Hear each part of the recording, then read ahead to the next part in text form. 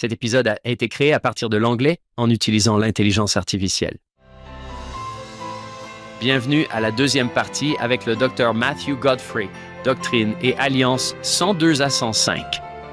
Je voudrais également aborder brièvement ce que dit le Seigneur dans les versets 6 et 7, car je pense que cela rejoint ce dont nous parlions tout à l'heure au sujet des attentes.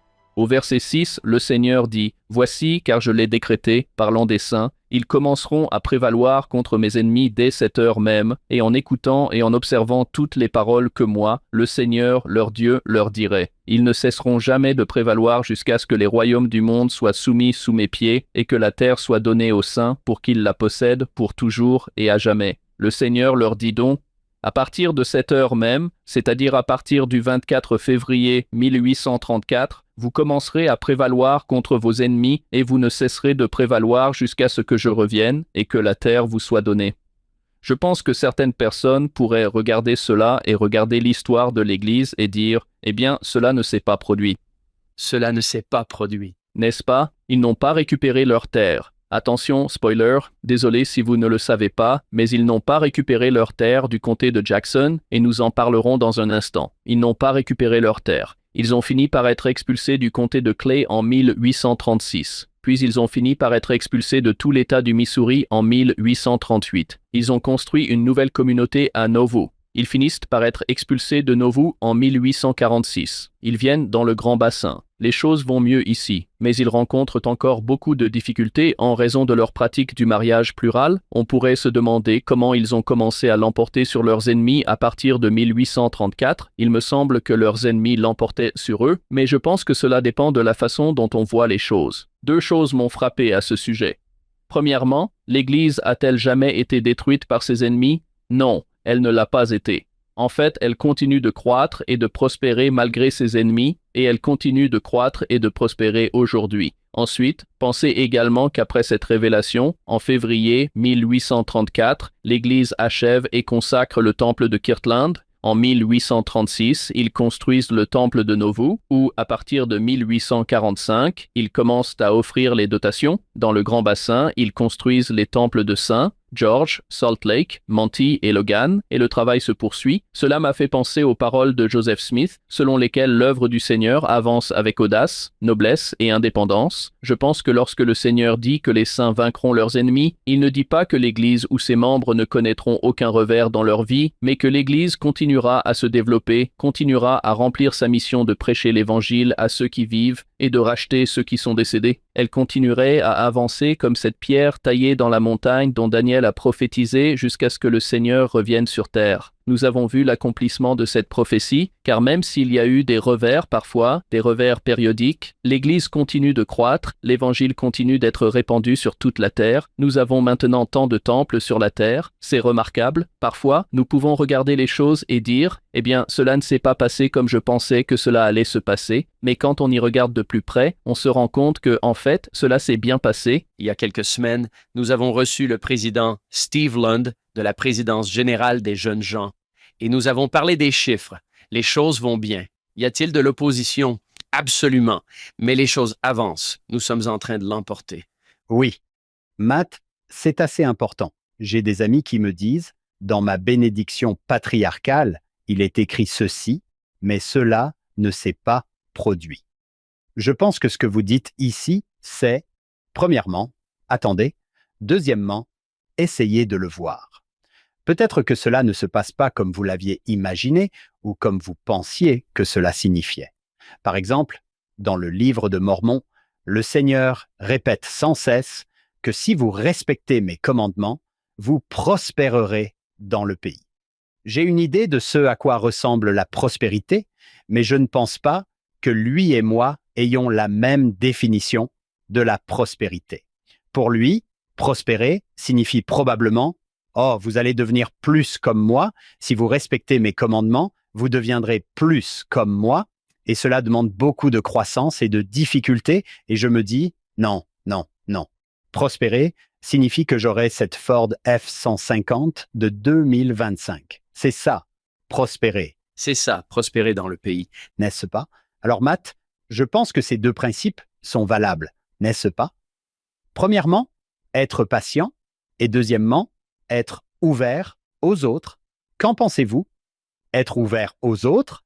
Considérez les choses sous différents angles. Soyez ouverts à d'autres possibilités, oui, où ces promesses pourraient en fait être celles que le Seigneur dit avoir accomplies. Oui, Considérez les choses sous cet angle. J'espère que tous ceux qui nous écoutent peuvent se retourner et dire « Ça ne s'est pas passé comme je le pensais, mais c'était en fait mieux ». Non, j'espère que nous avons tous vécu une expérience de ce genre où je pensais que ce serait ainsi, mais où il s'est avéré que le Seigneur avait quelque chose d'encore mieux en tête. Et si ce n'est pas le cas, cherchez-en une. Cherchez-en une. Je parie que vous en trouverez une. Je pense qu'un exemple parfait de cela, John, est celui dont nous avons parlé dans Luc 24:2, où les disciples quittent Jérusalem. Jésus est mort. De toute évidence, ils se sont trompés. Il a dit qu'il était le Messie. Il ne l'était pas. Il a en fait été tué par les Romains. Non seulement il n'a pas vaincu les Romains, mais c'est exactement le contraire qui s'est produit. Ils l'ont tué. Ils partent. Jésus est avec eux. Il leur demande « Que se passe-t-il? Pourquoi êtes-vous si tristes ?» Eh bien, nous pensions que cette prophétie allait s'accomplir. Ce n'était manifestement pas le cas. Et puis le Seigneur dit « Voyons les choses différemment. Parcourons ensemble les Écritures et je vous montrerai qu'en réalité, cela s'est accompli exactement comme il l'avait dit. » Je pense que c'est la même idée que celle que Matt vient de nous enseigner. À partir de cet instant, vous commencerez à vaincre vos ennemis. Certains diront peut-être « Eh bien, cela ne s'est manifestement pas produit. Regardez ceci. » Mais Matt répond « Eh bien, regardez les choses sous cet angle. » Oui, depuis ce moment-là, ils ont vaincu leurs ennemis jusqu'à aujourd'hui. Et je pense à avant les événements du procès et de la crucifixion de Jésus, quand il fait son entrée triomphale, pourquoi agite-t-il des branches de palmier? C'est lui qui va racheter Israël politiquement. Il va venir et chasser les Romains. Même Pierre sort son épée, coupe l'oreille du serviteur du grand prêtre, pense-t-il. Très bien, c'est parti.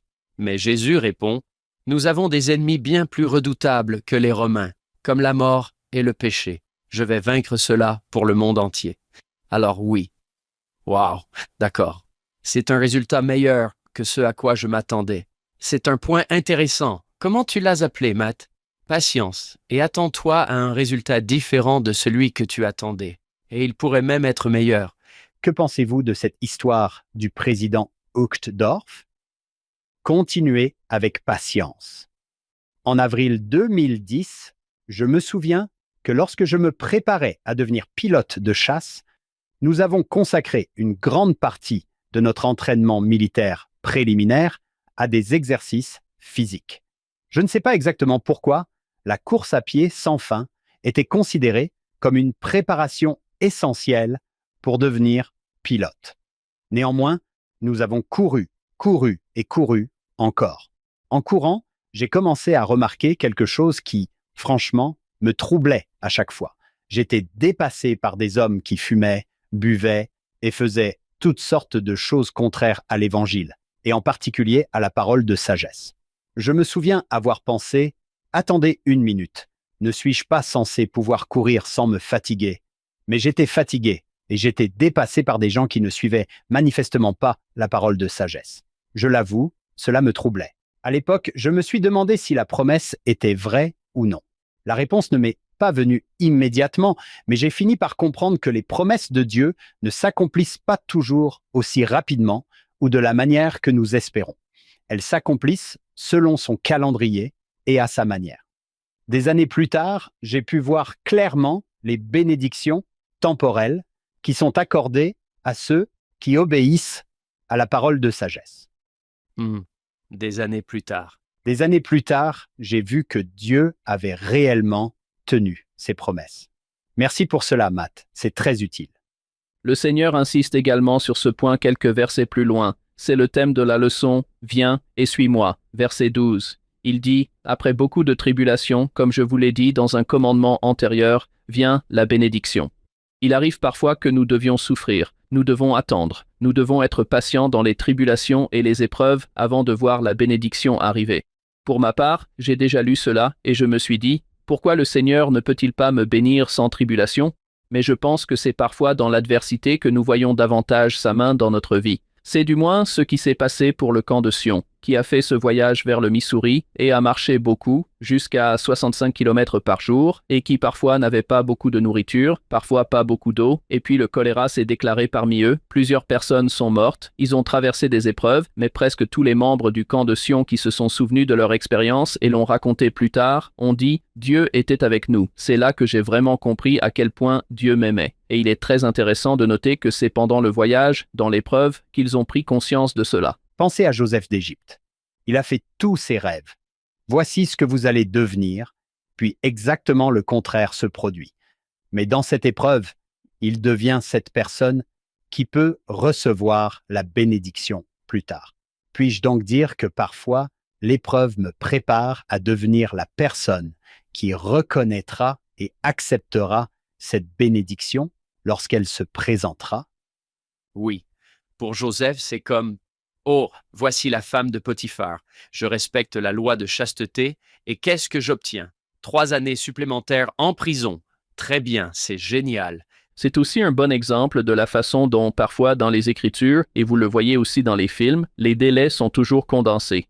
On a donc l'impression que cette personne a lutté pendant 2 jours. Puis, tout s'est amélioré après cela. Mais regardez Joseph et le nombre d'années qu'il a passé en prison et les souffrances qu'il a endurées avant de devenir ce qu'il est devenu. Cela a été long. J'y pense parfois lorsque je traverse une épreuve ou lorsque je ne vois pas arriver une bénédiction qui, selon moi, devrait arriver. Je me dis, tu sais quoi, parfois cela prend beaucoup de temps et je ne sais pas pourquoi, mais c'est comme ça, et ce n'est pas grave. Matt, je suis sûr que vous avez déjà entendu cela. Je l'ai partagé lorsque sœur Emily Uti, l'une de vos collègues, était ici. Nous sommes en 1882. Pensez maintenant aux événements de l'année dernière avec l'achat par l'Église du Temple de Kirtland et de nombreux sites de Nauvoo. En 1882, John Taylor. En tant que peuple ou communauté, nous pouvons respecter notre temps, mais je vous le dis, saint des derniers jours, il n'y a rien dont vous ayez été dépouillé par des actes oppressifs ou un régime mobocratique, que vous ne posséderez à nouveau, ou que vos enfants ne posséderont après vous. Vos droits dans l'Ohio, vos droits dans les comtés de Jackson, Clay, Caldwell et Davies dans le Missouri vous seront rendus. Les biens dont vous avez été frauduleusement dépouillés dans le Missouri et l'Illinois, vous les posséderez à nouveau, sans force, sans fraude et sans violence. Le Seigneur a sa propre manière de régler ces questions. C'est formidable. Et combien de temps cela a-t-il pris? Nous pouvons être patients, mais les promesses du Seigneur sont toujours tenues. Très bien, Matt. Que faisons-nous ensuite? Une grande partie du reste de la section 103 traite de la manière dont les saints étaient censés racheter Sion, versets 22 et 23. Nous avons déjà dit comment le Seigneur dit à Joseph qu'il est le serviteur dans la parabole de la vigne. Au verset 22, il dit « Que mon serviteur Joseph Smith, fils, dise donc à la force de ma maison, à mes jeunes gens et à ceux d'âge mûr, de se rassembler dans le pays de Sion, sur la terre que j'ai achetée avec l'argent qui m'a été consacré. Que toutes les églises envoient des hommes sages avec leur argent et les terres qu'ils ont achetées, comme je leur ai commandé. » Il y a donc 2 choses qui se passent ici. Tout d'abord, le Seigneur dit que Joseph doit appeler la force de sa maison à se rendre dans le pays de Sion. Puis, au verset 23, il dit que les membres de l'Église doivent faire des dons d'argent afin que davantage de terres puissent être achetées dans le comté de Jackson. L'idée était que si l'Église pouvait acheter plus de terres là-bas, si elle pouvait devenir plus forte, alors elle aurait la capacité de résister à toute tentative de la chasser de ces terres. Maintenant, cette histoire d'envoyer des hommes sages avec leur argent pour acheter des terres s'applique également au financement du camp de Sion. Le reste de la révélation parle de la façon dont Joseph Smith et les autres dirigeants de l'Église sont censés procéder. Ils sont censés recruter des personnes pour participer au camp de Sion. Le Seigneur dit, vous devez en recruter 500. Si vous ne pouvez pas en recruter 500, recrutez-en 400. Si vous ne pouvez pas en recruter 400, recrutez-en 300. Si vous ne pouvez pas en recruter 300, recrutez-en 200. Mais assurez-vous d'en recruter au moins 100, car si vous ne pouvez pas en recruter 100, alors ne le faites pas. Il leur dit donc de recruter. Il leur dit également de solliciter des dons auprès des gens afin de pouvoir financer cette expédition au Missouri pour aller aider les saints qui s'y trouvent. Il y a des personnes qui jouent un rôle déterminant dans le don d'argent pour cela au verset 23. J'aime lire cela comme disant que toutes les églises envoient des hommes et des femmes sages avec leur argent, car certaines des personnes qui ont fait des dons pour le bien de l'église à cette époque étaient des femmes. Vienna Jacques est l'une de celles qui ont fait un don important qui a contribué à la construction du temple de Kirtland, ce qui a aidé au développement de Sion. Mais une autre femme de Boston a également joué un rôle spécifique dans le camp de Sion. Vienna était également originaire de Boston et il y avait là-bas une autre femme qui s'appelait Mary Vose. Elle se faisait appeler Polly et Polly était une sœur célibataire vivant à Boston. Elle avait été baptisée par Orson Hyde et Samuel Smith lorsqu'ils prêchaient à Boston en 1832. Et en 1834, Polly avait 54 ans. Elle était célibataire. Elle travaillait comme tapissière à Boston, c'était son métier. Elle décida qu'elle devait faire un don au camp de Sion afin que cette expédition puisse se poursuivre. Selon Wilford Woodruff, alors que le camp de Sion se rassemblait, que les hommes se rassemblaient à Kirtland avant de partir, Joseph Smith discuta avec plusieurs hommes du fait qu'ils avaient encore besoin de plus d'argent pour équiper l'expédition. Il a dit qu'ils n'avaient pas les moyens de couvrir leurs dépenses pour se rendre au Missouri, mais Wilford a dit que Joseph Smith ne s'en inquiétait pas. Il a dit « Je vais bientôt avoir de l'argent ». Le lendemain matin, Joseph a reçu une lettre de Polly Vose. Elle y faisait don de $150 au camp de Sion. Or, cette somme de $150 représentait en fait la moitié de ce que l'Église avait donné au camp de Sion. Il n'avait reçu que $300 de dons. La moitié provenait de Polly Vose. J'aime considérer Polly comme une femme sage, l'une de ces personnes dont parle le Seigneur au verset 23. Merci de partager cela. J'adore entendre ce genre de choses. Oui, je me demande si elle pensait qu'en 2025, on parlerait de moi pour ça. Merci, Sœur Vose. Oui, l'Église n'a pas beaucoup d'argent à cette époque, et en fait, elle est endettée. Les dettes de l'Église sont si importantes que Joseph Smith n'est pas sûr de pouvoir se rendre au Missouri. Comme il l'a dit, il craint de devoir rester à Kirtland à cause des dettes que l'Église a contractées là-bas. C'est là qu'intervient la section 104. C'est là que nous arrivons à la partie financière de la discussion. C'est très intéressant et intriguant. Mais pour replacer cela dans son contexte, en 1832, Joseph Smith avait créé une organisation appelée la United Firm. Il s'agissait d'une organisation qui coordonnait les efforts de publication de l'Église à Independence ainsi que ses activités commerciales. Et quand nous parlons d'activités commerciales, nous parlons de deux magasins. Nous parlons du magasin que Newell K. Whitney avait à Kirtland, dans l'Ohio. Newell était un homme d'affaires, il tenait un magasin là-bas. Et puis, nous parlons également d'un magasin que Sidney Gilbert a ouvert à Independence, dans le Missouri. Ces deux magasins servent d'entrepôt pour les pauvres. Ce sont des endroits où les pauvres sont censés pouvoir venir chercher des marchandises lorsqu'ils ne peuvent pas les payer. Mais ils vendaient également des marchandises à l'extérieur du magasin aux habitants des environs. Ils avaient donc cette double fonction. La United Firm a été créée pour coordonner ces deux magasins. Leur fonctionnement, ainsi que celui de l'imprimerie de l'Église à Independence, dirigée par William W. Phelps en 1834. La United Firm se trouve dans une situation financière assez précaire en raison de ses dettes, qui sont en grande partie liées à l'expulsion des saints du comté de Jackson. Lorsqu'ils sont chassés du comté de Jackson, ils n'ont plus l'imprimerie ni le magasin de Sidney Gilbert, mais ils restent endettés pour les marchandises qui se trouvent dans le magasin de Sidney Gilbert. Ils sont également endettés pour avoir tenté de lancer l'imprimerie à Independence, et ils ont aussi des dettes croissantes à Kirtland, car ils essaient de construire le temple de Kirtland à cette époque, ce qui nécessite beaucoup d'argent, et ils essaient toujours d'approvisionner le magasin de Newell K. Whitney. Après avoir tenté de lever des fonds pour rembourser ses dettes, la United Firm se réunit le 10 avril 1834. Les membres de la société décident que celle-ci doit être dissoute et que chacun doit se voir attribuer sa part. À l'époque, la United Firm comptait 11 membres, dont Joseph Smith. D'autres dirigeants de l'Église étaient également impliqués. Le 10 avril, ils décident de dissoudre la société. Ils décident de répartir les actifs entre les différents membres de la société afin qu'ils puissent les gérer à leur guise. Je pense que l'idée était qu'en procédant ainsi, les individus pourraient devenir responsables de leurs dettes individuelles plutôt que les membres de la United Firm d'être responsables de la dette collective de l'ensemble de la société. Environ 2 semaines après cela, Joseph Smith reçoit la section 104 dans Doctrine et Alliance, et cette révélation met en œuvre ce que ces personnes avaient déjà décidé de faire. Le Seigneur leur dit dans cette révélation qu'il est acceptable que la société United Firm soit dissoute. Il attribue les différentes responsabilités de la société United Firm à différentes personnes, différents membres de la société United Firm. C'est tout ce dont traite cette révélation. Il s'agit de l'attribution de ces responsabilités à différentes personnes lorsque la société United Firm est dissoute. Maintenant que Joseph Smith n'est plus nécessairement responsable de la totalité de la dette tête de la société, il se sent un peu plus en sécurité et peut continuer à diriger l'expédition du camp de Sion vers le Missouri. C'est ainsi que cette section est liée au camp de Sion, c'est parce qu'elle permet à Joseph Smith de diriger l'expédition du camp de Sion. Oh, c'est très intéressant. D'accord. Le peuple du Seigneur doit toujours gérer ses propres finances et ses dettes.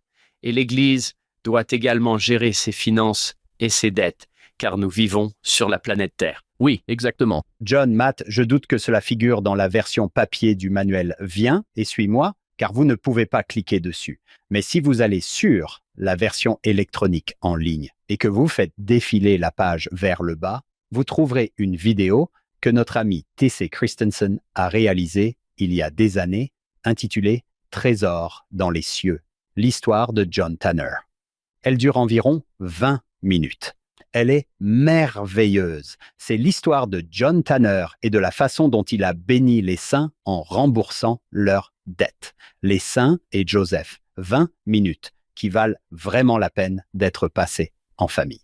Prenez le temps de la regarder. Elle est excellente.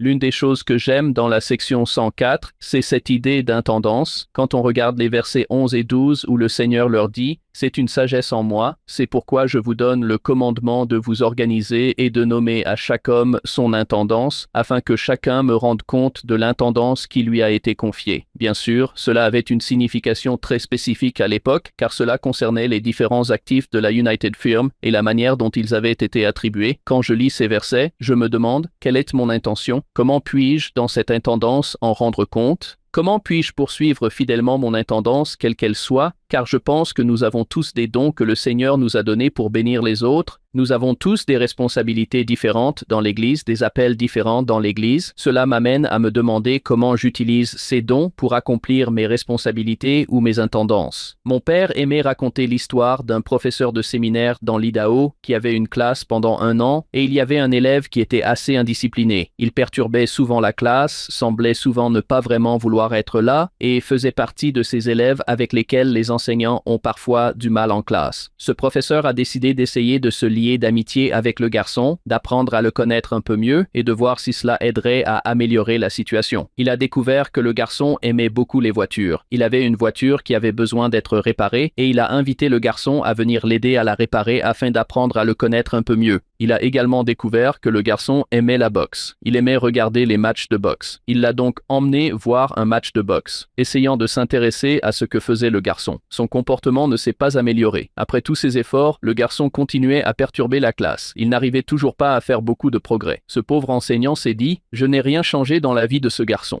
J'ai essayé toutes sortes de choses. Je suis devenu son ami. Cela n'aide pas. » Un matin, tôt, vers 4 heures, il a reçu un appel. Son téléphone a sonné, il a répondu, et c'était ce garçon.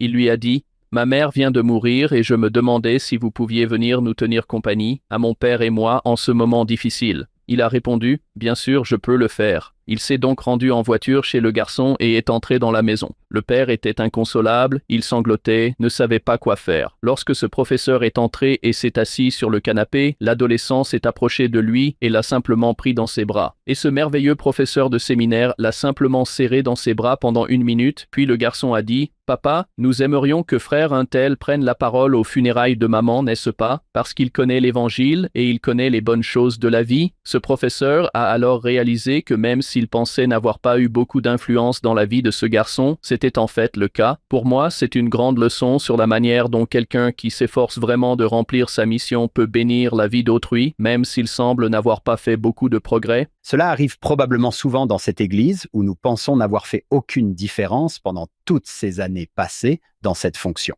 Et puis nous découvrons qu'il se passait quelque chose que nous n'avions pas vu. Nous avons fait une différence profonde. Oui, et cela nous ramène à ce que nous avons mentionné précédemment, à savoir que c'est la volonté d'agir qui compte. Si nous sommes prêts à essayer, même si nous sommes ministres et que nous avons l'impression de ne pas faire grand-chose, si nous faisons des efforts, si nous sommes prêts à agir, c'est alors que les bénédictions peuvent venir à la fois dans notre vie et dans celle de ceux que nous servons. Est-ce la section 64? Moi, le Seigneur, j'exige le cœur et un esprit disposé. J'aime toujours souligner que nous sommes toujours invités à être disposés parce que nous ne sommes pas capables. Nous ne sommes pas capables de faire les choses parfaitement. Dieu est capable, mais nous pouvons être disposés. Nous sommes disposés à prendre sur nous le nom du Christ et disposés à respecter ses commandements. Ce que vous venez de partager aide à comprendre le verset où le Seigneur dit « Vous me rendrez compte de votre intendance ». Cela rend moins effrayant le moment où le Seigneur dira peut-être « Non, regardez tout le bien que vous avez fait. Ne regardez pas tout ce que vous n'avez pas fait. » Oui, j'aime beaucoup cela, car je pense que c'est probablement ainsi que cela se passera. Ce n'est pas toujours ainsi que je l'imagine. Je m'imagine plutôt arriver là-haut et entendre le Seigneur dire « Tu n'as pas fait ceci, tu n'as pas fait cela, et tu n'as pas fait cela. » Mais je pense que ce sera plutôt « Regarde le bien que tu as fait, même si tu pensais ne pas avoir fait grand-chose. » Cela lui ressemble bien. Oui. Oui. Matt, l'United Firm revient-elle après cela? Non, la United Firm est dissoute. Il existe une branche de la United Firm appelée la Literary Firm qui, dans la section 70 des Doctrines et Alliances, parle de la mise en place d'intendants pour les révélations. Elle nomme 6 hommes pour être ses intendants. Ces intendants constituent donc la Literary Firm. La Literary Firm semble avoir continué d'exister sous une forme ou une autre pendant quelques années après cela. Ils ont réussi à établir une imprimerie à Kirtland, dans l'Ohio, et à y installer une nouvelle presse à imprimer où ils ont commencé à publier le Messenger and Advocate, ainsi que Doctrine et Alliance. Mais après la dissolution de la United Firm dans son ensemble, il semble que la coordination de ses activités commerciales et éditoriales ait été assurée principalement par le Grand Conseil de Kirtland plutôt que par la United Firm. Je comprends pourquoi ils étaient déçus et confus. Nous avions mis cela en place. Cela devait permettre de bâtir Sion. Le Seigneur allait revenir. Rien de tout cela n'a fonctionné.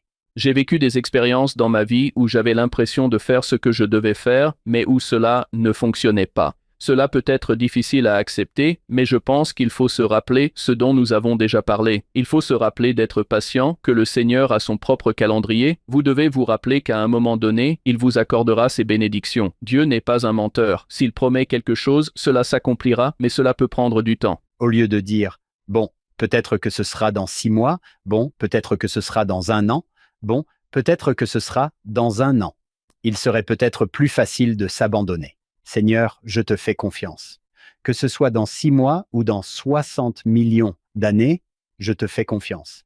Ma bénédiction patriarcale contenait la vieille clause « en temps voulu » concernant mon mariage, qui était plus longue que la plupart, mais elle était là. Je me suis donc dit que j'allais continuer à faire ce que je devais faire, être là où je devais être, et que, en temps voulu, quelque chose se produirait. Je pense vraiment aussi que c'est quand on peut accepter cela et se dire « D'accord, ça arrivera. Quand ça arrivera, ce sera au moment choisi par le Seigneur. C'est là que la paix vient vraiment. Du moins, c'est ce que j'ai vécu dans mon expérience. Quand je m'inquiète de savoir pourquoi cela n'arrive pas, je me dis que je vais peut-être attendre encore 4 mois, mais au bout de 4 mois, cela ne s'est toujours pas produit. Cela n'apporte aucune paix. Cela ne fait qu'apporter de l'anxiété et des inquiétudes. Si vous êtes capable d'abandonner votre volonté au Seigneur, c'est là que la paix vient.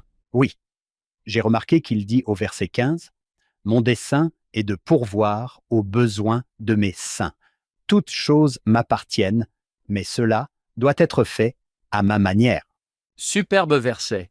Oui, c'est génial. J'ai remarqué qu'à la fin du verset 104, le Seigneur répète « Soyez humbles, soyez humbles, soyez humbles. » Peut-être qu'ils se rendent compte qu'ils ont du mal à le faire. Je ne vois pas comment ils pourraient ne pas être humbles. Tout va de travers. J'aimerais bien savoir quelle fierté ils pouvaient bien avoir, car rien ne va comme il faut. Ils pourraient être en colère. Peut-être? Oui. Oui? Il y avait aussi certains membres de la United Firm que Joseph avait qualifiés de cupides vis-à-vis des biens de la société et il avait spécifiquement désigné William W. Phelps et Sidney Gilbert, affirmant que William considérait l'imprimerie comme sienne et non comme celle de l'Église et que Sidney Gilbert était préoccupé par la distribution de biens aux pauvres parce qu'il ne savait pas comment il allait payer les autres biens. Je pense donc que c'est peut-être en partie ce à quoi le Seigneur fait référence à la fin lorsqu'il dit d'être humble et de lui faire confiance, que tout ira bien. Oh, c'est difficile. Oui, je me vois bien m'inquiéter. Attendez, quoi? Oh, oui. Vous savez qu'on nous enseigne à prier pour nos ennemis. J'aime beaucoup le choix des mots ici, dans le verset 81. Écris donc rapidement à New York. Écris selon ce que mon esprit te dictera, et j'adoucirai le cœur de ceux à qui tu es redevable. Cette idée que quelqu'un vous mène la vie dure, vous intimide, peu importe. J'adore cette formulation. Seigneur, veux-tu bien adoucir leur cœur? Il y a certaines choses que nous ne pouvons tout simplement pas faire, mais lui le peut. J'adore cette formulation. C'est quelque chose que nous pouvons demander, que les cœurs soient adoucis. J'utilise cette formulation lorsque nous regardons les événements mondiaux, la colère, la guerre et les conflits. Ô Seigneur, adoucis-tu les cœurs à travers le monde, afin que cela ne soit plus ainsi? Oui. Nous avons une autre section ici, la 105. J'aime beaucoup celle-ci, car j'aime parfois voir où cette révélation a été donnée. Celle-ci dit « Fishing River ». Oui.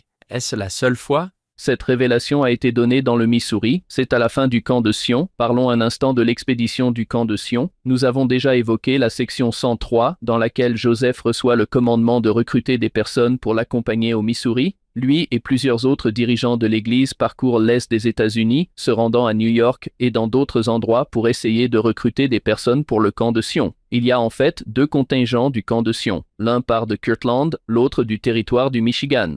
Hiram Smith et Lyman White se sont rendus dans le territoire du Michigan pour y recruter des saints. Les deux contingents finiront par se rejoindre au Missouri, mais il est important de se rappeler que les saints ne viennent pas seulement de Kirtland, mais qu'un petit groupe vient également du Michigan. Si vous vous souvenez bien, dans la section 103, le Seigneur a demandé « Quel est le minimum dont vous avez besoin pour accomplir cela ?» Il dit qu'il y en a 100. Eh bien, lorsque le premier contingent quitte Kirtland le 5 mai 1834, il y a 120 personnes. On peut dire que les saints ont réussi à rassembler le strict minimum. Cela va être important pour quelques versets qui apparaissent dans la section 105 dont nous allons parler, mais ce contingent part de Kirtland, l'autre part du Michigan. Parley P. Pratt est en fait chargé de continuer à recruter des gens en cours de route. Finalement, environ 230 personnes font partie du camp de Sion qui accompagne Joseph Smith et ils marchent vers le Missouri pour essayer d'aider les saints qui s'y trouvent. Quand on regarde la section 103, encore une fois, cela concerne les attentes. Une partie du langage utilisé par le Seigneur dans la section 103 dépeint cela comme une action militante. Il y aura cette armée qui partira et qui rachètera Sion par la force. Nous lisons cela parfois et nous pensons que Joseph rassemblait un groupe qui allait entrer et reprendre de force leur terre du comté de Jackson. Mais ce n'est pas ce que Joseph Smith avait en tête pour le camp de Sion. Voici quel était le plan pour le camp de Sion. Joseph allait rassembler ce groupe de personnes. Ils allaient marcher jusqu'au Missouri. Une fois arrivés au Missouri, ils allaient demander à Daniel Dunklin, le gouverneur du Missouri, de faire appel à la milice de l'État. Une fois mobilisée, la milice de l'État du Missouri accompagnerait les saints jusqu'à leur terre dans le comté de Jackson afin qu'ils puissent s'y installer en toute sécurité. Or, comme le gouverneur ne pouvait pas maintenir la milice mobilisée indéfiniment, lorsque celle-ci se serait dissoute après avoir ramené les saints sur leur terre, les membres du camp de Sion devaient rester dans le comté de Jackson pour protéger les saints afin qu'ils ne soient pas chassés de leur terre. Encore une fois, Joseph n'avait aucune intention de partir et ce groupe de personnes n'avait pas l'intention de reprendre ces terres par la force. Ils étaient armés lorsqu'ils se sont rendus au Missouri, mais ils l'étaient parce qu'ils craignaient d'être attaqués par des gens. Ils avaient donc besoin d'un moyen de se défendre. Mais tout reposait en quelque sorte sur la volonté de Daniel Dunklin de faire appel à la milice de l'État. Ils traversent l'Ohio, l'Indiana et l'Illinois.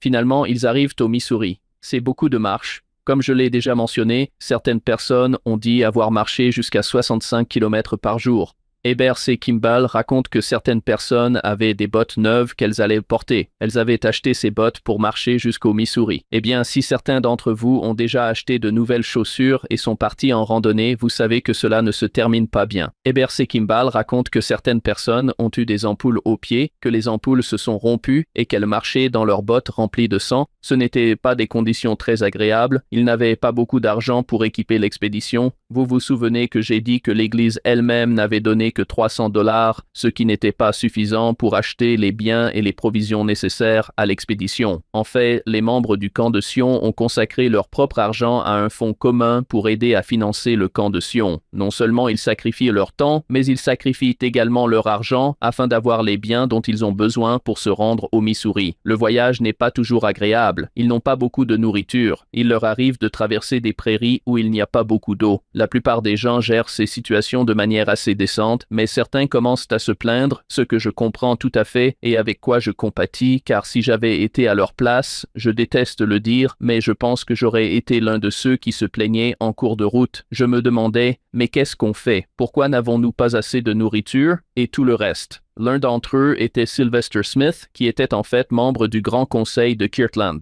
Encore une fois, il y a un autre lien avec le Grand Conseil de Kirtland, mais Sylvester s'est plaint pendant presque tout le voyage. Il avait souvent des différends avec les membres du camp de Sion. Je ressens pour Sylvester car je suis sûr qu'il était fatigué. Je suis sûr qu'il avait faim la plupart du temps. Je sais comment je me comporte quand je suis fatigué et que j'ai faim. Hangry. Oui, peut-être que s'il avait mangé une barre Snickers en chemin, il se serait senti mieux. Mais il y a eu d'autres incidents. Il s'est fâché parce que Joseph Smith avait un chien qui aboyait après lui. Sylvester n'aimait pas ça. Il s'est donc disputé avec Joseph Smith à ce sujet. Une fois, Parley P. Pratt est revenu au camp et n'avait rien à manger pour le dîner. Parley a donc demandé à Sylvester s'il pouvait partager un peu de son pain avec lui, mais Sylvester a refusé. Joseph l'a réprimandé pour cela. Une autre fois, il se plaint de ce qui se passe dans le camp et met les gens en colère. Joseph dit qu'en raison de l'esprit qui règne dans ce camp, ils vont rencontrer des difficultés. Et selon Heber C. Kimball, le lendemain matin, le camp se réveille et tous leurs chevaux sont boiteux, à tel point qu'il est difficile de les amener à la rivière pour boire. Joseph dit alors: vous devez simplement vous humilier, vous devez prier et si vous le faites, vos chevaux iront bien. Ils font donc cela, ils prient, et Heber C. Kimball dit ensuite: tous les chevaux ont été guéris par la suite, à l'exception de celui de Sylvester Smith qui est mort. C'est terrible. Sylvester traverse une période difficile. À un moment donné, il se plaint à Joseph et je pense que Joseph, frustré par Sylvester, lui jette le clairon du camp. Plus tard, certaines personnes diront: non, il n'a pas jeté le clairon sur Sylvester, il l'a juste jeté par terre et il a rebondi et a heurté Sylvester. Mais je pense qu'il l'a lancé sur Sylvester parce que Sylvester l'avait bien mérité. Quoi qu'il en soit, tout cela se produit. Ils arrivent enfin au Missouri et envoient Parley P. Pratt et Orson Hyde voir le gouverneur Dunklin pour lui demander de faire appel à la milice de l'État, mais quand ils arrivent, le gouverneur Dunklin refuse. Ils ne font pas cela par simple rêve chimérique. Ils avaient eu auparavant des échanges avec le gouvernement de l'État qui avait convaincu Joseph Smith que Dunklin ferait appel à la milice. Mais une fois arrivé, il leur répond: non, je ne vais pas faire cela. Cela bouleverse complètement leur plan, car c'était un élément clé. Mais malgré cela, Moses Martin, l'un des participants au campement, dit qu'après avoir appris cette nouvelle, ils ont continué leur chemin. Joseph s'est dit: bon, ce n'est pas eux qui se déroulent comme nous le voulons, mais nous allons continuer. Ils rencontrent des problèmes avec des gens en chemin avant que la révélation de la section 105 ne leur soit donnée. Ils arrivent à Fishing River. Pendant qu'ils sont à Fishing River, un groupe de 5 hommes vient dans leur camp. Ils leur disent: sachez que vous allez vivre un véritable enfer avant le matin. Il y a un groupe de plusieurs centaines d'hommes de l'autre côté de la rivière. Nous allons vous attaquer ce soir. Nous allons tous vous tuer. Je ne sais pas comment on peut réagir face à de telles menaces, mais juste après le départ du groupe, toujours selon les souvenirs de Heber C. Kimball, il dit avoir remarqué une tache noire dans le ciel qui grossissait progressivement jusqu'à recouvrir tout le ciel de nuages noirs, puis un terrible orage éclata. Il y a des éclairs, du tonnerre, de la grêle et tellement de pluie, selon Heber C. Kimball, que la rivière Fishing est montée à 12 mètres. Elle n'était auparavant que de quelques centimètres, mais elle est montée de 12 mètres à cause de la quantité de pluie qui est tombée. Cela a empêché la foule de traverser la rivière et d'attaquer le camp. De nombreux membres du camp ont pensé que c'était la main de Dieu, que Dieu avait provoqué cette tempête pour qu'il ne soit pas attaqué. La formidable Lisa Spice l'ajoutera à nos notes d'émission. Il existe un film réalisé pour le séminaire intitulé Zion's Camp, que vous pouvez trouver sur le site web de l'Église. Nous mettrons le lien ici. Je ne sais pas combien de temps il dure. Il n'est pas trop long, mais c'est une excellente petite vidéo qui illustre ce dont Matt vient de parler. Ils trouvent une église abandonnée ou quelque chose comme ça, une vieille église, et ils sont tous allongés sur les bancs en chantant des hymnes. Et Joseph ne dit-il pas que Dieu est dans cette tempête? C'est ça? Oui, il y a un souvenir qui parle de Joseph disant que Dieu est dans la tempête. La plupart des gens qui se souviennent de la tempête disent que c'était vraiment la main de Dieu qui nous protégeait à ce moment-là. Qui a dit que lorsque Jéhovah combat, il préfère être absent? Est-ce le cas ici? Oui, mais ils n'ont pas utilisé un langage aussi poli lorsqu'ils ont dit qu'ils voyaient la main du Seigneur dans tout cela, mais même si cette foule est empêchée d'attaquer, quelques jours plus tard, un autre groupe arrive dans le camp. Ce groupe n'est pas aussi belliqueux que l'autre, mais il dit à Joseph: « Écoutez, pour que vous compreniez bien la situation, environ 500 membres se sont rassemblés dans le comté de Jackson, de l'autre côté de la rivière, et si vous traversez la rivière avec ce groupe, ils vous attaqueront. Il y aura un bain de sang. Vous devez simplement comprendre cela. » Joseph leur répond: « Écoutez, nous n'avons que des intentions pacifiques. Nous n'avons pas l'intention d'attaquer qui que ce soit. Nous essayons simplement d'aider nos frères saints et de récupérer les terres qui leur ont été prises, mais nous n'allons attaquer personne pour cela. Nous voulons agir pacifiquement. Le groupe part. Le lendemain, le 22 juin, Joseph Smith reçoit la révélation qui constitue la section 105 des Doctrines et Alliances. Dans cette révélation, le Seigneur dit essentiellement aux membres du camp de Sion, « Je vous suis reconnaissant pour votre sacrifice. Vous n'êtes plus tenus de racheter Sion. » Peu après, le camp commence à se disperser. Alors qu'ils se dispersent, une épidémie de choléra se déclare parmi eux. Le choléra était une maladie qui se propageait le long des cours d'eau des États-Unis depuis 1832. Elle touche de nombreux membres du camp et 13 saints des derniers jours meurent de cette épidémie de choléra. 11 d'entre eux étaient membres du camp de Sion. 2 membres de l'Église vivant dans le comté de Clay sont également touchés à cette époque et décèdent eux aussi. Voilà en quelques mots ce qui est arrivé au camp de Sion, mais je pense que c'est un bon contexte pour parler de certains des versets que nous avons. Dans la section 105, encore une fois, dans la première partie de la Révélation, les 9 premiers versets, le Seigneur parle des saints, de certaines transgressions des saints. Il dit au verset 2, « Voici, je vous dis que sans les transgressions de mon peuple, parlant de l'Église et non des individus, ils auraient pu être rachetés dès maintenant, c'est-à-dire les saints du Missouri, mais voici, ils n'ont pas appris à obéir à ce que j'exigeais de leur part, mais ils sont remplis de toutes sortes de mal et ne partagent pas de leurs biens comme il convient aux saints avec les pauvres et les affligés parmi eux, et ils ne sont pas unis selon l'union requise par la loi du royaume céleste. Sion ne peut être édifiée que selon les principes de la loi du royaume céleste. Sinon, je ne peux la recevoir auprès de moi. » Eh bien, à qui le Seigneur fait-il référence ici? Il dit au verset 2 qu'il parle de l'Église et non des individus. Ce à quoi le Seigneur fait référence dans ces versets, c'est le fait qu'il a fixé à 100 le nombre minimum de personnes participant au camp de Sion. Au final, environ 230 personnes y ont participé, mais cela ne représente même pas la moitié de ce que le Seigneur demandait, les 500 personnes qu'il voulait vraiment voir partir, et encore une fois, l'argent. Les gens n'ont pas contribué financièrement à l'expédition. Joseph S. Smith et d'autres sont allés parmi les saints. Ils n'ont récolté que $300, alors les membres du camp de Sion ont dû mettre $1 600 pour équiper le camp. Le Seigneur réprimande ici l'Église et lui dit, « Vous n'avez pas soutenu cette expédition. J'ai commandé à Joseph de faire cela. Il est parti et a essayé d'obtenir du soutien et vous n'avez pas soutenu le camp de Sion financièrement ou en donnant de votre temps. Eh bien, je regarde cela et je me demande, est-ce que je fais les choses que nos prophètes et apôtres m'ont conseillé de faire? Est-ce que je m'efforce d'aider là où je le peux? Est-ce que j'essaie d'accomplir les tâches qui m'ont été confiées dans l'Église, qu'il s'agisse de mon appel dans l'Église ou d'autres choses qui me sont demandées? Souvent, je me trouve plus proche de Sylvester Smith que de Brigham Young, Wilford Woodruff ou l'un de ses membres fidèles du camp de Sion.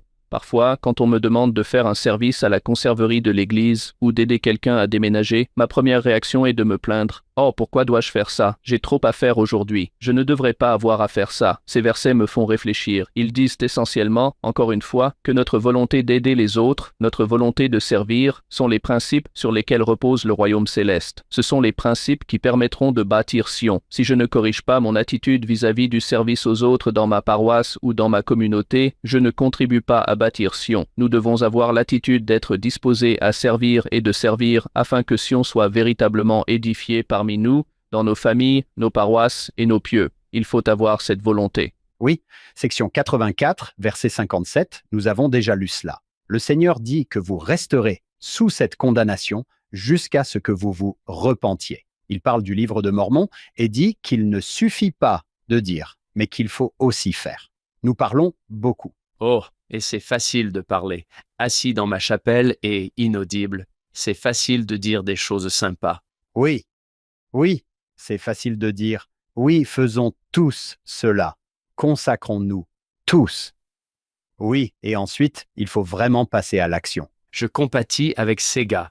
Donc, en résumé, nous allons partir, nous allons trouver le gouverneur Dunklin. Il va nous donner la milice pour nous aider à ramener notre peuple sur ces terres.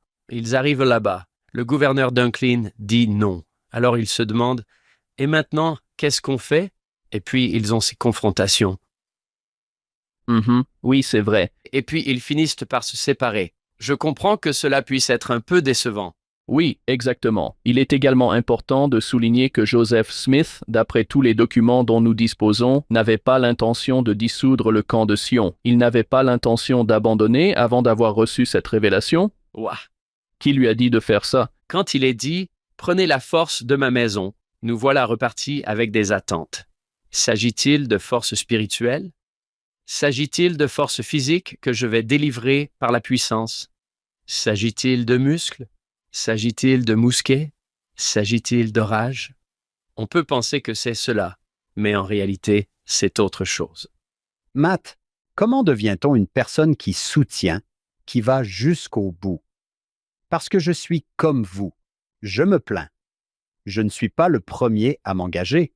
Et si j'ai une ampoule en allant à la mise en conserve, je pourrais.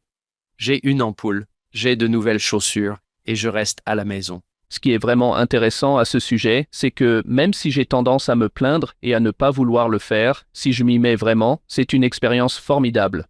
Je ressens l'esprit et je me sens tellement bien après. Cela m'amène à me demander pourquoi j'ai tant de mal à y aller et à le faire si je sais comment je me sentirai après. Hank, quand tu dis « Comment devient-on quelqu'un qui fait cela ?» Pour moi, c'est en essayant de me concentrer sur ce que j'ai ressenti lorsque j'ai fait ces choses. Si je peux me concentrer là-dessus, cela m'aide à être un peu plus disposé à y aller et à le faire. Hank, j'ai dit aux jeunes filles, j'ai parlé au camp des jeunes filles, je leur ai dit, si vous avez la possibilité de participer à un projet de service avec les garçons, allez-y, vous en apprendrez davantage sur les gens dans un projet de service. N'est-ce pas? Travaillent-ils dur ou travaillent-ils à peine? Restent-ils autour de la table des biscuits ou cherchent-ils une autre pelle? On en apprend beaucoup sur les gens dans un projet de service. Rappelez-moi de ne pas vous accompagner dans un projet de service. Oui, parce que je me contente d'observer et de prendre des notes pour mon prochain discours. Oui, je ne veux aider personne. Je veux juste m'en servir dans un cours. Dans les versets 13 et 14, le Seigneur dit « Il est opportun pour moi que mes anciens attendent un peu pour la rédemption de Sion, car voici, je n'ai pas besoin de leurs mains pour livrer les combats de Sion, car, comme je l'ai dit dans un commandement antérieur, je m'acquitterai de ma promesse et je combattrai vos combats. » Tant certains participants du camp de Sion que nous, aujourd'hui, lorsque nous lisons ces versets et que nous regardons le camp de Sion, nous pensons l'une des deux choses suivantes, ou peut-être les deux. Premièrement, le camp de Sion a échoué, et deuxièmement, pourquoi le Seigneur leur a-t-il demandé de faire cela, si, une fois arrivés là-bas, il allait simplement leur dire « Peu importe, vous devez d'abord recevoir votre dotation dans le temple », car c'est aussi ce qu'il leur dit ici, à savoir que la rédemption de Sion n'aura pas lieu tant que vous n'aurez pas reçu la dotation d'en haut. Vous auriez pu me le dire avant mon départ. Exactement. Pour répondre à la première question, le camp de Sion a-t-il été un échec? Si vous considérez les choses du point de vue des saints, qui étaient censés aller reconquérir les terres du Missouri et du comté de Jackson, puis y ramener les saints, alors oui, on peut dire que ce fut un échec, car cela ne s'est pas produit. Mais pour la plupart des participants au camp de Sion, ce ne fut pas un échec. J'ai déjà évoqué le fait que de nombreux participants au camp de Sion considéraient cette expérience comme un moment clé de leur vie, un moment où ils ont vraiment appris à connaître Dieu, et je pense où ils ont appris à se connaître eux-mêmes et à savoir jusqu'où ils étaient prêts à se sacrifier pour l'Évangile. Vous avez mentionné Brigham Young. Brigham Young a dit « Quand je suis revenu de cette mission à Kirtland, un frère m'a dit « Frère Brigham, qu'avez-vous gagné grâce à ce voyage ?» J'ai répondu « Exactement ce pourquoi nous sommes partis. Je n'échangerai pas les connaissances que j'ai acquises cette saison contre tout le comté de Goga où se trouvait Kirtland, car les biens matériels et les mines de richesse ne peuvent être comparés à la valeur de la connaissance. » Que veut dire Brigham ici? Il dit « J'ai pu observer Joseph Smith, comment il dirigeait, comment il organisait ce camp, et cela valait pour moi plus que toute autre chose, et cela a même un impact encore plus grand, je pense, quand on pense au moment où les saints ont quitté Nauvoo et ont voyagé vers le Grand Bassin, et sous la direction de Brigham Young, il a organisé cette expédition, presque exactement comme Joseph Smith avait organisé le camp de Sion. En fait, l'une des raisons pour lesquelles nous appelons aujourd'hui le camp de Sion, est qu'à l'origine, il était connu sous le nom de camp d'Israël.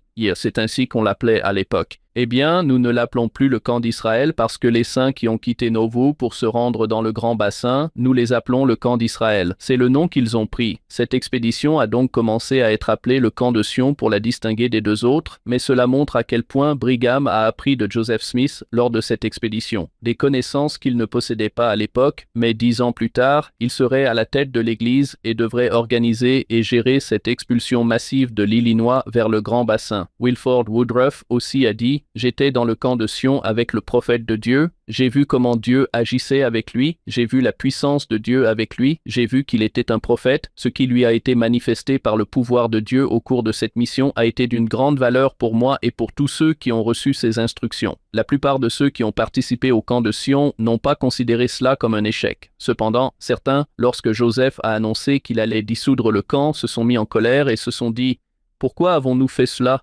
Je ne comprends pas. » Sylvester était-il l'un d'entre eux?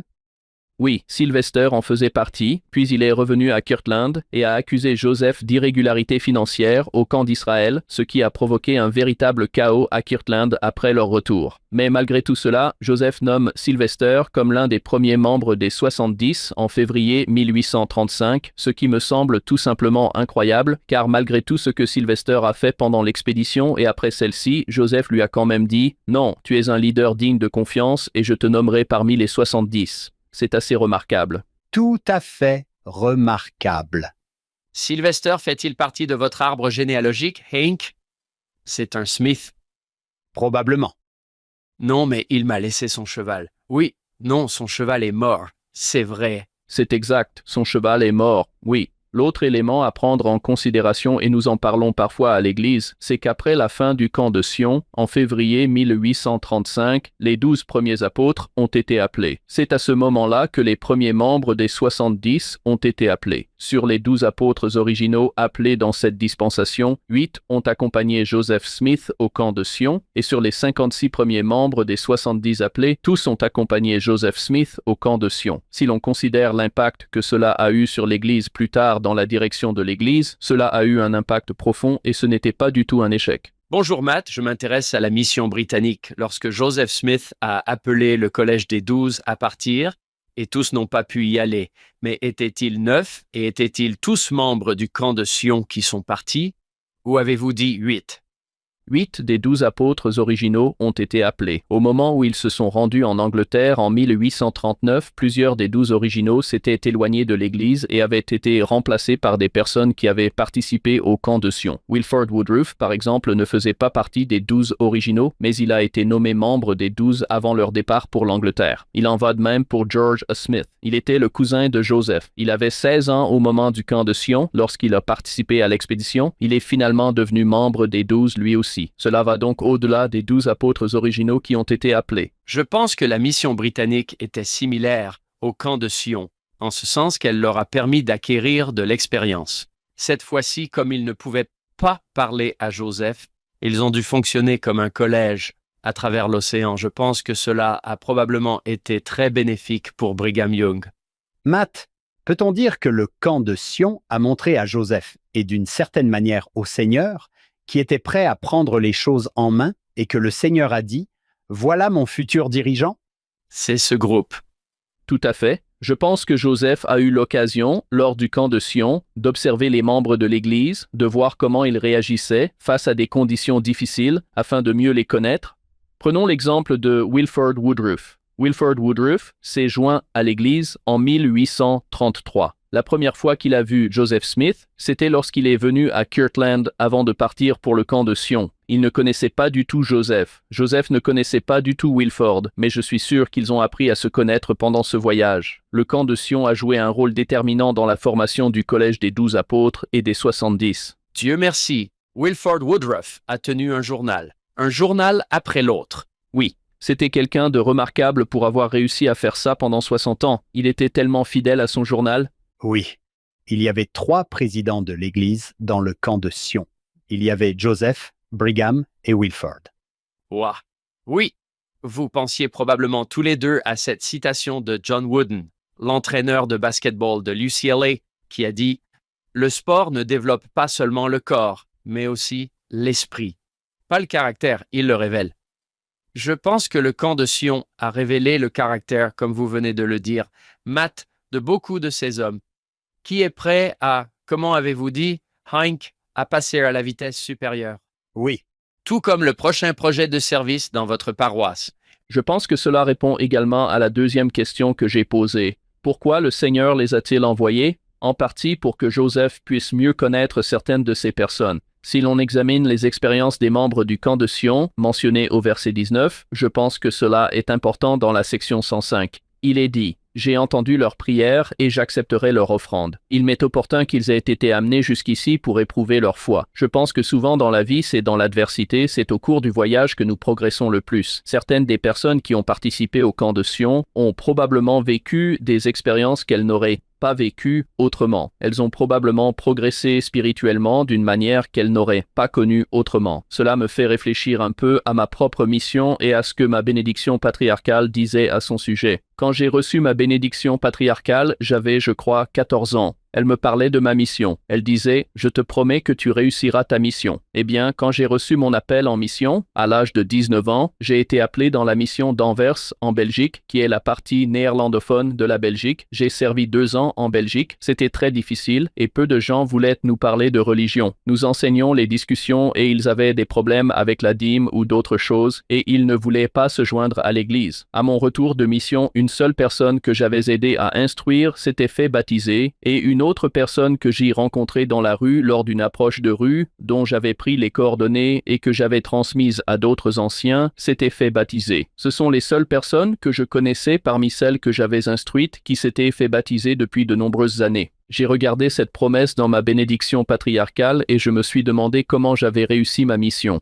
C'était quelque chose que j'avais du mal à comprendre, mais en y réfléchissant davantage, en parlant à mes parents et même à mon président de mission quelques années plus tard, j'ai compris que ma mission avait été un succès pour moi, et ce que je veux dire par là, c'est que j'ai mieux appris l'Évangile pendant ma mission que je ne l'aurais fait si j'étais resté chez moi. J'ai compris par moi-même à quel point l'Évangile était important pour moi, au point que j'étais prêt à sacrifier 2 ans pour faire quelque chose chaque jour, pour sortir et parler aux gens, même si la plupart du temps, nous ne trouvions que 2 personnes qui voulaient bien discuter avec nous. J'étais toujours prêt à me lever chaque jour et à sortir pour faire cela, mais cela m'a aidé à mieux comprendre ce que l'Évangile signifiait pour moi et mon engagement envers lui, et je pense que de cette façon, cela a été une réussite pour moi et m'a apporté des expériences que je n'aurais pas eues autrement. Quand je pense au camp de Sion, je me dis que beaucoup de gens qui y ont participé ont peut-être pensé la même chose, à savoir que cela n'avait pas eu le résultat escompté, mais qu'au cours du voyage, ils avaient vécu des expériences. Ils ont participé à des activités qui les ont aidés à progresser spirituellement d'une manière qui n'aurait pas été possible s'ils n'étaient pas allés au camp de Sion. Je regardais le verset 9.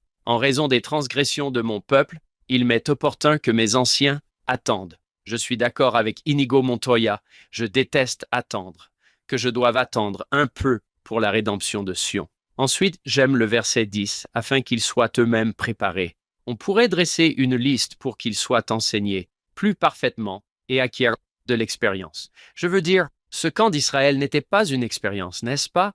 Pas plus parfaitement en ce qui concerne leurs devoirs et les choses que j'exige de leur part. Mais ensuite, au verset 11, cela ne peut se réaliser tant que mes anciens n'ont pas reçu le pouvoir d'en haut. Comme vous l'avez mentionné, vous pouvez voir ce qui préoccupe le Seigneur. Vous devez avoir cette expérience. Vous devez être enseigné davantage. Vous devez savoir quel est votre devoir. Vous devez attendre, ce qui est la partie la plus difficile. Et vous avez mentionné le verset 9, une épreuve de leur foi. J'aime bien, Hank, que nous ayons parlé avec d'autres invités du fait que épreuve et prouver sont des mots de même nature. Vous allez être mis à l'épreuve. Il y a le Dugway Proving Grounds, à l'ouest du Great Salt Lake, je crois, où l'on teste des équipements militaires, et j'ai toujours pensé que prouver, c'est un terrain d'essai. Vous allez être mis à l'épreuve. Matt, il semble que votre histoire de mission là-bas, le camp de Sion, le Seigneur pourrait dire « Je savais déjà qui vous étiez et à quel point vous étiez bon. Je voulais que tu vois à quel point tu es bon, car tu sors de cette épreuve et de cette mission, et ils sortent du camp de Sion en disant que c'était vraiment une bénédiction, car le Seigneur n'avait pas besoin de savoir s'ils étaient prêts à partir. Ils le savaient déjà, mais ils avaient besoin de savoir qu'ils étaient prêts à le faire. Abraham avait besoin d'apprendre quelque chose sur Abraham, n'est-ce pas? La déclaration de Hugh B. Brown. Matt, faisons un pont entre les siècles. Tu étudies l'histoire de l'Église, le camp de Sion, depuis de nombreuses années. Nous avons des auditeurs partout dans le monde. Peux-tu faire le lien entre le camp de Sion et ceux qui nous écoutent et qui sont en difficulté? Pour moi, quand je regarde le camp de Sion et que je pense à ce dont nous avons parlé aujourd'hui ou que j'y réfléchis un peu plus, il y a beaucoup à dire sur le fait de ne pas laisser nos propres attentes entraver notre croissance spirituelle. Nous allons tous connaître des moments dans la vie où les choses ne se passent pas comme nous l'aurions souhaité. Parfois, nous regardons ces moments et nous disons « c'est parce que Dieu ne m'aime pas ou parce que Dieu ne m'écoute pas. Dieu ne se soucie pas de moi. » Ou peut-être même que nous regardons cela et disons que c'est parce que Dieu n'est pas vraiment là. S'il était là, les choses auraient été différentes. Au lieu de suivre cette voie, lorsque les choses ne se passent pas comme nous le pensons, il vaudrait peut-être mieux regarder en arrière et essayer de changer notre perspective, ou du moins de voir les choses sous un angle différent. Réfléchissez. D'accord, je pensais que cela devait se passer ainsi, mais peut-être que Dieu essayait de m'apprendre quelque chose, ou peut-être que Dieu essayait de me dire quelque chose, ou comment cela m'a-t-il aidé à grandir? Lorsque nous faisons cela, alors ces moments de notre vie que nous considérons comme des épreuves, comme des tribulations, nous pouvons les voir davantage comme une bénédiction, non pas comme un Dieu en colère qui cherche à nous punir pour quelque chose, mais comme un Père céleste aimant qui nous fait vivre quelque chose qui peut être douloureux à court terme, mais qui, à long terme, nous apportera plus de bénédictions que nous ne pouvons l'imaginer. Lorsque nous considérons ces choses sous cet angle, du moins pour moi, cela m'aide à trouver plus de paix et de réconfort simplement en sachant que Dieu est conscient de notre existence, qu'il connaît notre situation, qu'il sait ce que nous traversons, il pleure avec nous lorsque nous pleurons à cause de ce que nous traversons. Grâce à son expiation, le Seigneur peut nous réconforter dans ces moments difficiles, dans ces épreuves, mais là encore, il permet que celles-ci se produisent parce qu'il sait qu'elles nous aideront à long terme. Elles nous seront bénéfiques sur le plan spirituel et nous aideront à devenir plus semblables à lui, ce qui est le but de toute cette vie, devenir plus semblables à Dieu et affiner notre caractère. Matt, vous pensez beaucoup comme Orson F. Whitney. Il est cité dans le manuel cette semaine. Aucune souffrance que nous endurons, aucune épreuve que nous traversons n'est vaine. Cela contribue à notre éducation, au développement de qualités telles que la patience, la foi, le courage et l'humilité. Tout ce que nous souffrons et tout ce que nous endurons, en particulier lorsque nous persévérons, forge patiemment notre caractère, purifie notre cœur, élargit notre âme et nous rend plus tendres et plus charitables, plus dignes d'être appelés enfants de Dieu. C'est à travers la douleur et la souffrance, le labeur et les tribulations que nous acquérons l'éducation que nous sommes venus chercher ici et qui nous rendra plus semblables à notre Père et à notre Mère céleste. Excellente déclaration.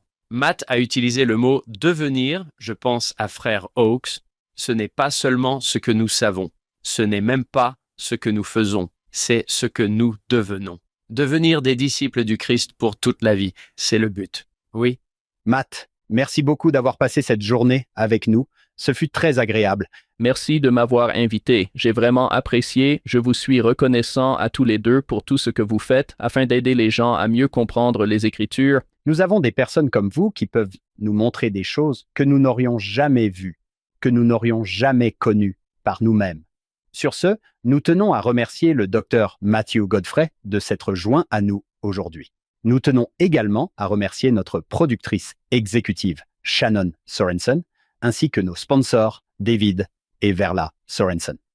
Dans chaque épisode, nous rendons hommage à notre fondateur, Steve Sorensen. Nous espérons que vous serez des nôtres la semaine prochaine. Nous vous proposons encore plus d'histoires de l'Église et de doctrine et alliances dans Follow Him. Merci de nous avoir suivis dans l'épisode d'aujourd'hui. Vous ou l'un de vos proches parlez espagnol, portugais ou français. Vous pouvez désormais regarder et écouter notre podcast dans ces langues. Vous trouverez les liens dans la description ci-dessous. Les notes et la transcription de l'émission d'aujourd'hui sont disponibles sur notre site web. followhim.co, c'est followhim.co. Bien sûr, rien de tout cela ne serait possible sans notre incroyable équipe de production. David Perry, Lisa Spice, Will Stoughton, Crystal Roberts, Ariel Quadra, Heather Barlow, Amelia Kabuika, Sydney Smith et Annabelle Sorensen.